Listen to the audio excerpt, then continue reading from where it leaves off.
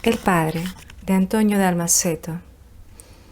Cuando pienso en mi padre, me vienen a la memoria los regresos a casa, al terminar nuestra jornada de trabajo. Volvíamos de noche, él en bicicleta y yo trotando. Corría a la par, a veces me atrasaba un poco y luego lo alcanzaba. La bicicleta era de mujer, el asiento estaba demasiado bajo y mi padre, un poco echado hacia atrás, pedaleaba despacio por la calle de tierra. Estoy seguro de que no hablábamos. En realidad, tengo la impresión de que nunca hablábamos. Si intentara recuperar algún diálogo con mi padre, me resultaría imposible. Solo frases sueltas. Esto de los regresos ocurría en Salto, el pueblo de la provincia de Buenos Aires, donde fuimos a vivir cuando emigramos de Italia. Un hermano de mi padre estaba en la Argentina desde antes de la guerra y le había ofrecido una participación en su carnicería. Yo tenía 12 años. Recorrimos ese trayecto durante meses y meses, con frío, con calor, con lluvia. Después de tantos años, la memoria rescata una única carrera nocturna que las resume a todas. Esa imagen siempre vuelve y se impone sobre los demás de recuerdos. Aunque son muchas, nítidas y fuertes las imágenes que tengo de mi padre. En general, de la época de mi niñez, en el pueblo italiano, antes del largo viaje, en barco, a través del océano. Podría intentar hacer una lista. Creo que no acabaría nunca. Ahí está la figura de mi padre, oscura y quieta, bajo una nevada, esperándome en el portón del colegio de monjas al que yo iba. Mi padre guiándome por un atajo a través de una colina que dominaba el lago, hasta donde llegaba la desembocadura de un río, donde nos deteníamos a pescar.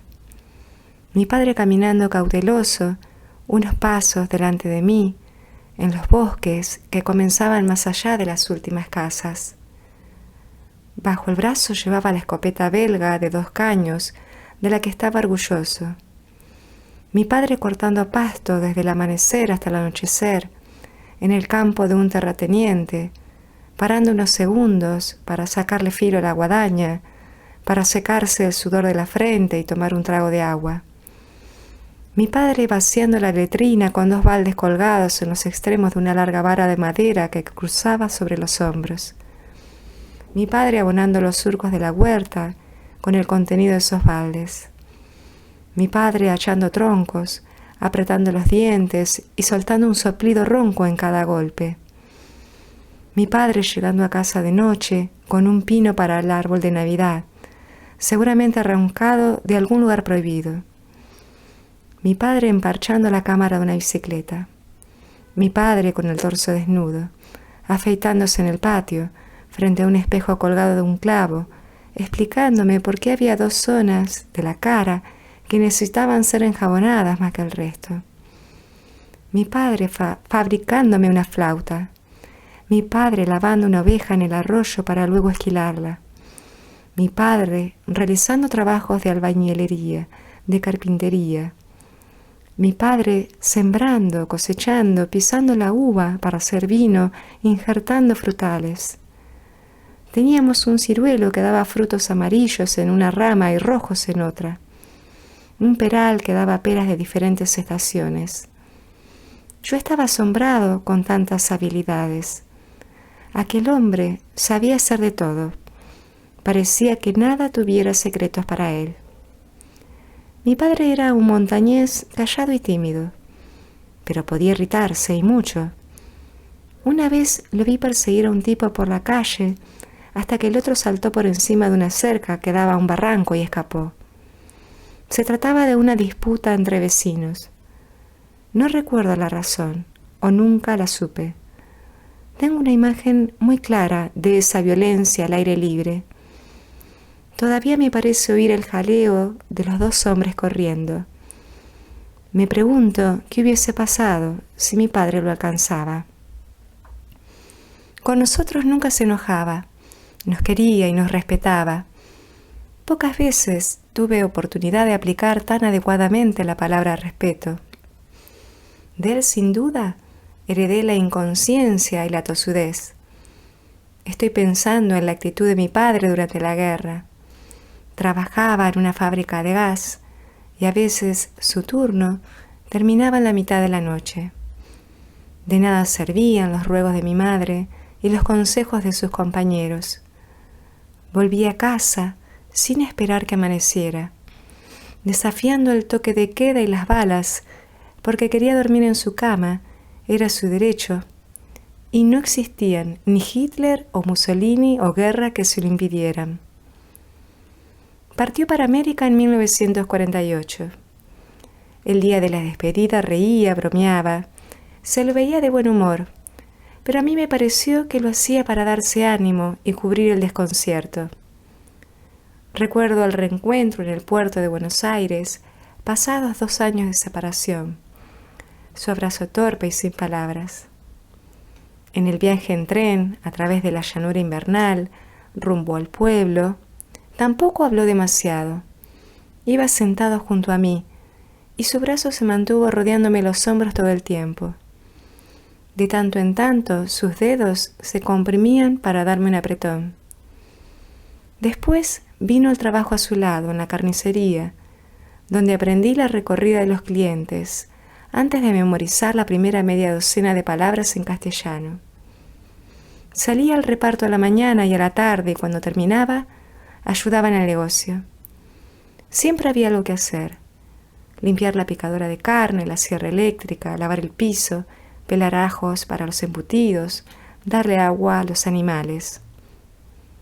Empecé a jugar al fútbol en la 6ª división del Club Compañía General. Estaba contento con los botines, el pantaloncito y la camiseta que me habían dado y podía llevarme a casa. Los partidos eran los sábados después de mediodía y a veces llegaba con un poco de atraso por el trabajo. Entonces, durante la tarde, vivía en un clima de acusaciones silenciosas. Las acusaciones provenían de mi tío y mis 2 primos. Mi padre no me decía nada. A lo sumo rumiaba una frase en voz baja cuando me veía aparecer corriendo. Se sentía obligado con su hermano mayor que lo había traído a América y la deuda me incluía. Estoy seguro de que esa dependencia lo amargaba, pero no podía hacer nada y guardaba silencio. También, en el reducido territorio de aquel negocio, éramos extranjeros y había que ganarse el espacio y soportar las humillaciones cuando llegaban. Yo intuía que mi padre hubiese deseado un destino distinto para mí. Una noche, 5 años después de la llegada al pueblo, emprendí otro viaje. Partí a descubrir la ciudad. A esta altura, mi padre se había separado de mi tío y había instalado su propia carnicería. No le iba bien. Mi padre no era el mismo de antes. América lo había golpeado. Yo no estaba con él en el negocio nuevo. En los últimos tiempos había trabajado de cadete en una farmacia. Me fui sin que lo supiera. Mi madre y mi hermana me vieron dejar la casa porque se despertaron mientras yo preparaba la valija. No lograron retenerme ni tampoco se animaron a llamar a mi padre. Ignoro cuánto pudo dolerle aquella huida. Nunca me la reprochó. Después, en los espaciados regresos al pueblo, me encontraba con pequeños cambios en la casa. Algunas comodidades en el baño, en la cocina. Me enteré de que una vez, al comprar un calefón, mi padre comentó: para cuando venga Antonio. Por lo tanto, pensaba en mí con cada mejora. Cuando murió, yo estaba lejos. Una enfermera iba a aplicarle inyecciones día por medio. La última vez fue un sábado. La enfermera se despidió hasta el lunes. Mi padre dijo: vamos a ver si aguantamos hasta el lunes. No aguantó. Sé que en el final preguntó por mí. Llegué al pueblo el día posterior al entierro. Venía desde Brasil viajando en trenes y en ómnibus. En la puerta encontré al marido de mi hermana que me dijo: papá murió. Muchos años después de su muerte, Mientras mirábamos unas fotos, oí a mi hermana murmurar: «Qué hermoso era papá». Nunca había pensado en eso. Eran fotos de sus 27 años, tenía un chico de meses en brazos, estaba tostado por el sol y se le notaban los músculos bajo la camiseta clara. Se lo veía feliz. El chico era yo. De tantas cosas relacionadas con mi padre, me acuerdo especialmente de aquellos regresos a casa después del trabajo. Eran siempre noches grandes, cargadas de estrellas y de silencio. Así las veo. Avanzábamos a través de un decorado de casas mudas y luces fantasmales en las ventanas y en los patios.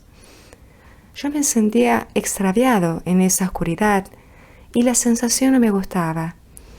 Quería llegar rápido para que pasara la noche, y luego el día y otra noche y otro día, hasta que el cerco de las noches y los días se rompiera. ¿Y mi padre qué pensaba? ¿Qué significaba para él ese tránsito entre la agitación de la jornada y la promesa del descanso? ¿En qué medida mi presencia le servía de compañía, de incentivo, de alivio? ¿Me vería como yo me veo ahora en el recuerdo? Lo que veo es un cachorro impaciente, agazapado en el fondo de sí mismo, esperando su oportunidad para dar otro salto. Mi padre pedaleaba y yo trotaba a su lado. No teníamos otra referencia que el foco de la bicicleta que alumbraba un óvalo de tierra, hipnótico, surgido como de un sueño, que se renovaba en una calle que podría no tener fin. Esa luz mínima marcaba el camino y finalmente nos sacaba de la oscuridad. Nos guiaba a la mesa familiar preparada por la cena o para la cena, a los rumores de las sillas arrastradas sobre el piso de ladrillos y de los cubiertos en los platos. Pero durante ese trayecto permanecíamos lejos de todo. Allí estábamos solos y estábamos juntos. No nos movíamos en una zona de vacío entre un mundo que ya no existía, perdido del otro lado del océano, y ese otro que se proyectaba en los días futuros y estaba hecho de necesidades, insatisfacciones y furias contenidas y esperanzas obstinadas. El padre y otras historias del año 2002, Antonio Dalmaceto.